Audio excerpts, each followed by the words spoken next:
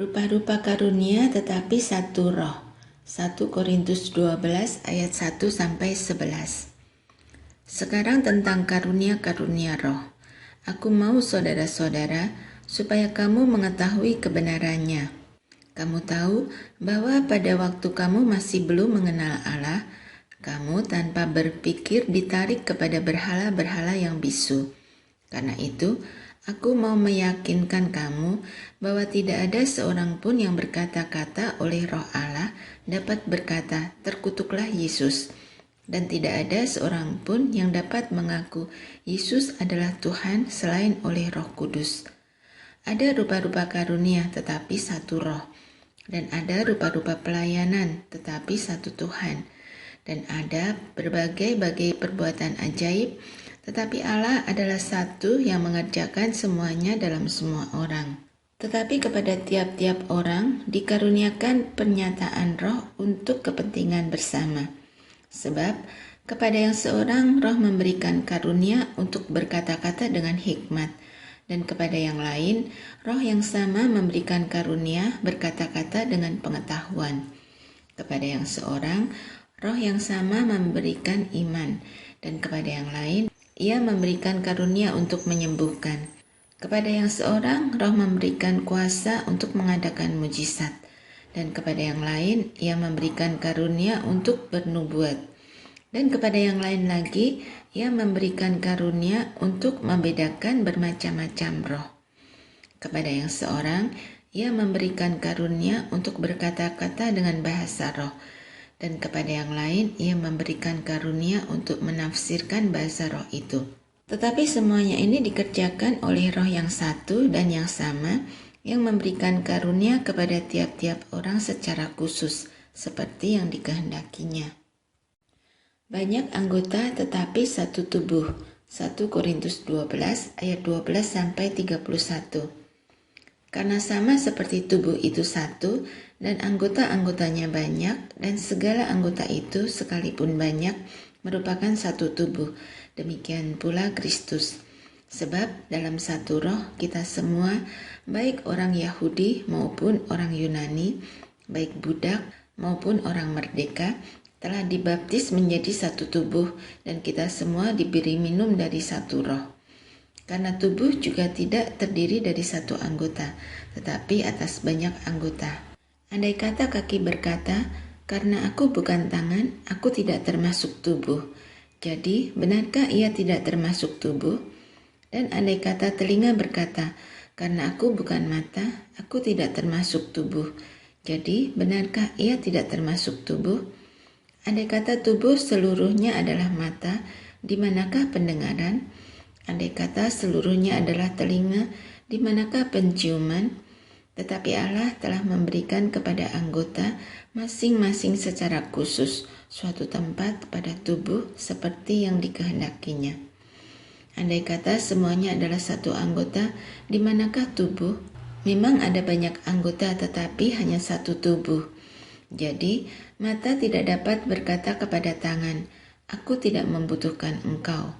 Dan kepala tidak dapat berkata kepada kaki, "Aku tidak membutuhkan engkau." Malahan, justru anggota-anggota tubuh yang nampaknya paling lemah, yang paling dibutuhkan. Dan kepada anggota-anggota tubuh yang menurut pemandangan kita kurang terhormat, kita berikan penghormatan khusus.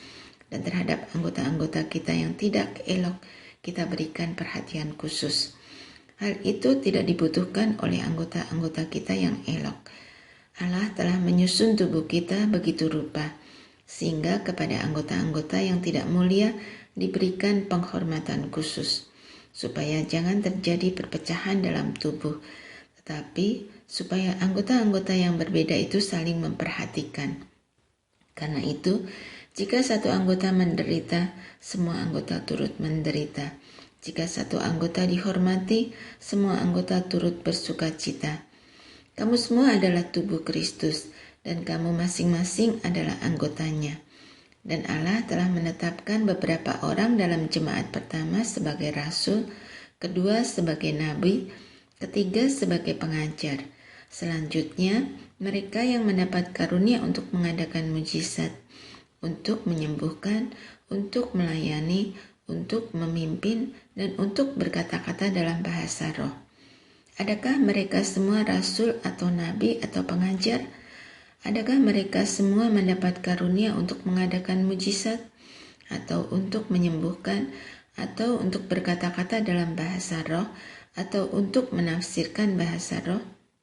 Jadi, berusahalah untuk memperoleh karunia-karunia yang paling utama. Dan aku menunjukkan kepadamu jalan yang lebih utama lagi. Kasih. 1 Korintus 13 ayat 1 sampai 13.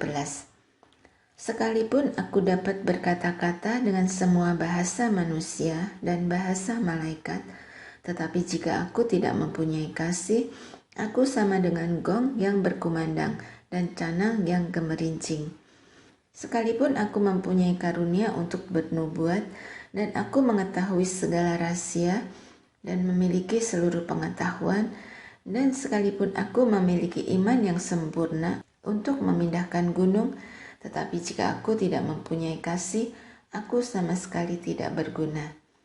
Dan sekalipun aku membagi-bagikan segala sesuatu yang ada padaku, bahkan menyerahkan tubuhku untuk dibakar, tetapi jika aku tidak mempunyai kasih, sedikit pun tidak ada faedahnya bagiku. Kasih itu sabar, kasih itu murah hati, ia tidak cemburu, ia tidak memegahkan diri dan tidak sombong. Ia tidak melakukan yang tidak sopan dan tidak mencari keuntungan diri sendiri. Ia tidak pemarah dan tidak menyimpan kesalahan orang lain. Ia tidak bersukacita karena ketidakadilan, tetapi ia bersukacita karena kebenaran. Ia menutupi segala sesuatu, percaya segala sesuatu, mengharapkan segala sesuatu, sabar menanggung segala sesuatu. Kasih tidak berkesudahan, nubuat akan berakhir, bahasa roh akan berhenti, pengetahuan akan lenyap, sebab pengetahuan kita tidak lengkap dan nubuat kita tidak sempurna. Tetapi jika yang sempurna tiba, maka yang tidak sempurna itu akan lenyap. Ketika aku kanak-kanak, aku berkata-kata seperti kanak-kanak. Aku merasa seperti kanak-kanak, aku berpikir seperti kanak-kanak. Sekarang sesudah aku menjadi dewasa, aku meningkatkan sifat kanak-kanak itu. Karena sekarang kita melihat dalam cermin suatu gambaran yang samar-samar. Tetapi nanti kita akan melihat muka dengan muka. Sekarang aku hanya mengenal dengan tidak sempurna, tetapi nanti aku akan mengenal dengan sempurna, seperti aku sendiri dikenal. Demikianlah tinggal ketiga hal ini, yaitu iman, pengharapan, dan kasih, dan yang paling besar di antaranya ialah kasih. Sekali lagi tentang karunia roh, 1 Korintus 14 ayat 1 sampai 25. Kejarlah kasih itu dan usahakanlah dirimu memperoleh karunia-karunia roh, terutama karunia untuk bernubuat. Siapa yang berkata-kata dengan bahasa roh tidak berkata-kata kepada manusia, tetapi kepada Allah. Sebab tidak ada seorang pun yang mengerti bahasanya. Oleh roh ia mengucapkan hal-hal yang rahasia. Tetapi siapa yang bernubuat, ia berkata-kata kepada manusia. Ia membangun, menasihati, dan menghibur. Siapa yang berkata-kata dengan bahasa roh, ia membangun dirinya sendiri. Tetapi siapa yang bernubuat, ia membangun jemaat. Aku suka supaya kamu semua berkata-kata dengan bahasa roh, tetapi lebih daripada itu, supaya kamu bernubuat.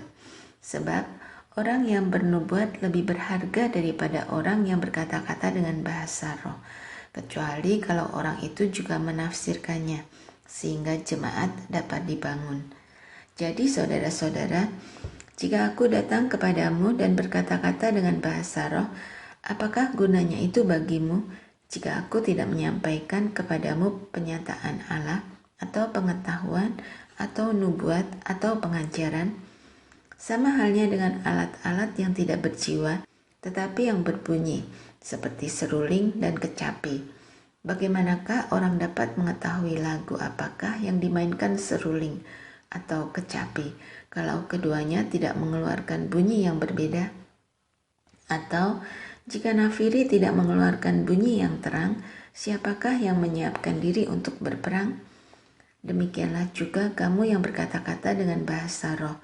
Jika kamu tidak mempergunakan kata-kata yang jelas, bagaimanakah orang dapat mengerti apa yang kamu katakan? Kata-katamu sia-sia saja kamu ucapkan di udara. Ada banyak, entah berapa banyak macam bahasa di dunia. Sekalipun demikian, tidak ada satupun di antaranya yang mempunyai bunyi yang tidak berarti. Tetapi, jika aku tidak mengetahui arti bahasa itu, aku menjadi orang asing bagi dia yang mempergunakannya, dan dia orang asing bagiku. Demikian pula dengan kamu, kamu memang berusaha untuk memperoleh karunia-karunia roh. Tetapi lebih daripada itu, hendaklah kamu berusaha mempergunakannya untuk membangun jemaat. Karena itu, siapa yang berkata-kata dengan bahasa roh, ia harus berdoa, supaya kepadanya diberikan juga karunia untuk menafsirkannya. Sebab jika aku berdoa dengan bahasa roh, maka rohkulah yang berdoa, tetapi akal budiku tidak turut berdoa. Jadi, apakah yang harus kubuat? Aku akan berdoa dengan rohku, tetapi aku akan berdoa juga dengan akal budiku. Aku akan menyanyi dan memuji dengan rohku, tetapi aku akan menyanyi dan memuji juga dengan akal budiku. Sebab, jika engkau mengucap syukur dengan rohmu saja, bagaimanakah orang biasa yang hadir sebagai pendengar dapat mengatakan amin atas pengucapan syukurmu? Bukankah ia tidak tahu apa yang engkau katakan? Sebab, sekalipun pengucapan syukurmu itu sangat baik, tetapi orang lain tidak dibangun olehnya. Aku mengucap syukur kepada Allah bahwa aku berkata-kata dengan bahasa roh lebih daripada kamu semua. Tetapi dalam pertemuan jemaat, aku lebih suka mengucapkan 5 kata yang dapat dimengerti untuk mengajar orang lain juga, daripada beribu-ribu kata dengan bahasa roh. Saudara-saudara, janganlah sama seperti anak-anak dalam pemikiranmu. Jadilah anak-anak dalam kejahatan, tetapi orang dewasa dalam pemikiranmu. Dalam hukum Taurat ada tertulis, oleh orang-orang yang mempunyai bahasa lain dan oleh orang-orang asing, aku akan berbicara kepada bangsa ini. Namun demikian, mereka tidak akan mendengarkan aku, firman Tuhan. Karena itu, karunia bahasa roh adalah tanda, bukan untuk orang yang beriman, tetapi untuk orang yang tidak beriman. Sedangkan karunia untuk bernubuat adalah tanda, bukan untuk orang yang tidak beriman, tetapi untuk orang yang beriman. Jadi, kalau seluruh jemaat berkumpul bersama-sama dan tiap-tiap orang berkata-kata dengan bahasa roh, lalu masuklah orang-orang luar atau orang-orang yang tidak beriman, tidakkah akan mereka katakan bahwa kamu gila? Tetapi kalau semua bernubuat, lalu masuk orang yang tidak beriman atau orang baru, ia akan diyakinkan oleh semua dan diselidiki oleh semua. Segala rahasia yang terkandung di dalam hatinya akan menjadi nyata, sehingga ia akan sujud menyembah Allah dan mengaku, sungguh Allah ada di tengah-tengah kamu. Peraturan dalam pertemuan jemaat 1 Korintus 14 ayat 26-40. Jadi bagaimana sekarang saudara-saudara? Bila mana kamu berkumpul, hendaklah tiap-tiap orang mempersembahkan sesuatu, yang seorang mazmur, yang lain pengajaran atau penyataan Allah, atau karunia bahasa roh, atau karunia untuk menafsirkan bahasa roh. Tetapi semuanya itu harus dipergunakan untuk membangun. Jika ada yang berkata-kata dengan bahasa roh, biarlah 2 atau sebanyak-banyaknya 3 orang, seorang demi seorang, dan harus ada seorang lain untuk menafsirkannya. Jika tidak ada orang yang dapat menafsirkannya, hendaklah mereka berdiam diri dalam pertemuan jemaat, dan hanya boleh berkata-kata kepada dirinya sendiri dan kepada Allah. Tentang nabi-nabi, baiklah 2 atau 3 orang di antaranya berkata-kata, dan yang lain menanggapi apa yang mereka katakan. Tetapi jika seorang lain yang duduk di situ mendapat penyataan, maka yang pertama itu harus berdiam diri. Sebab kamu semua boleh bernubuat seorang demi seorang, sehingga kamu semua dapat belajar dan beroleh kekuatan. Karunia nabi takluk kepada nabi-nabi. sebab Allah tidak menghendaki kekacauan, tetapi damai sejahtera. Sama seperti dalam semua jemaat, orang-orang kudus, perempuan-perempuan harus berdiam diri dalam pertemuan-pertemuan jemaat, sebab mereka tidak diperbolehkan untuk berbicara. Mereka harus menundukkan diri seperti yang dikatakan juga oleh hukum Taurat. Jika mereka ingin mengetahui sesuatu, baiklah mereka menanyakannya kepada suaminya di rumah, sebab tidak sopan bagi perempuan untuk berbicara dalam pertemuan jemaat. Atau adakah firman Allah mulai dari kamu, atau hanya kepada kamu sajakah firman itu telah datang? Jika seorang menganggap dirinya nabi atau orang yang mendapat karunia rohani, ia harus sadar bahwa apa yang kukatakan kepadamu adalah perintah Tuhan. Tetapi jika ia tidak mengindahkannya, janganlah kamu mengindahkan dia. Karena itu, saudara-saudaraku, usahakanlah dirimu untuk memperoleh karunia untuk bernubuat, dan janganlah melarang orang yang berkata-kata dengan bahasa roh. Tetapi segala sesuatu harus berlangsung dengan sopan dan teratur.